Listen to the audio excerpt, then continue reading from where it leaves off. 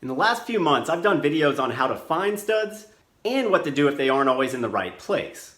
But I realized the other day that I failed to mention one of the most important things about mounting two studs. It's called bracketing. And if you don't get this right, you can cause serious damage to your house, your property, and even yourself. So in this video, I'm going to clean up my mistake and discuss this topic in detail. That's coming up next on the Honest Carpenter Show.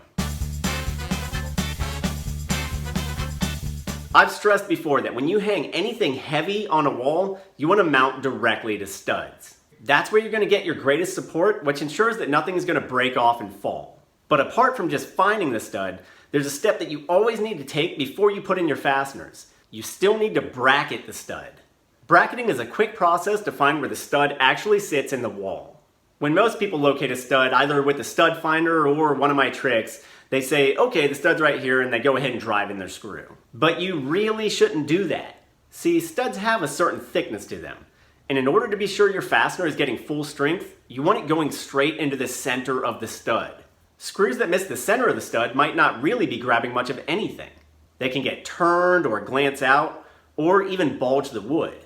When this happens, much of their strength is just gone. So when you hang a 50-inch TV or a weight rack from an off-center fastener, someone might go to adjust it someday, the thing just rips out and falls on their feet. That's a worst case scenario.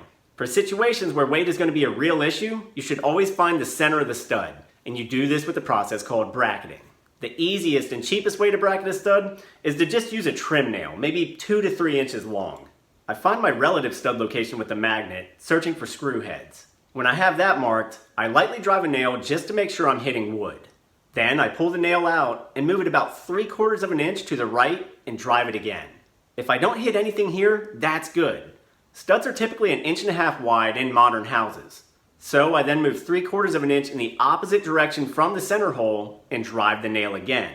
If the nail misses here as well, then I've proven that everything between these 2 points is solid wood. So that first hole truly was in the center of the stud. That's where you want to put your fastener. However, if one of these outer test holes hits firm wood, then you know you haven't found the actual edge of the stud yet. You want to move out another maybe 1/4 inch and drive again. If it still hits, move another 1/4 inch. Do this until you find the edge of the stud. Again, you're using holes to plot the actual stud location. By finding the edge of the stud, we move inwards towards safe space, because you want that screw or lag to grab the most material possible, and that's right in the center. And yes, you've made a little shooting gallery with all these holes. But generally when you're mounting something heavy, it's going to have a bracket of some sort that goes on the wall, which typically hides the mess. So often you won't even need to spackle. Also, most stud finders these days will actually do the bracketing for you. You're supposed to put them on the wall and sweep in a direction. They'll then show you the edge of a stud as it approaches. Some will even show the center, which you can go ahead and mark. But you still want to go to the far side and do the process from the other direction as well. You do this just to prove the stud location from 2 points. It only takes a few seconds and it can save you from really terrible mounting failures. And you can also do the same process with joists in the ceiling, if that's where you're hanging from. So that's the all-important tip that I forgot to mention. Always bracket your studs, whether you're using a stud finder or just a trim nail. What do you think? Is that helpful? Did you already know about this? Do you do it some other way? Let me hear about it down in the comments. I'm going to link a couple stud finders below, as well as some simple hand tools. Feel free to browse them. And remember that when you shop through these links, we receive a small commission at no extra charge to you.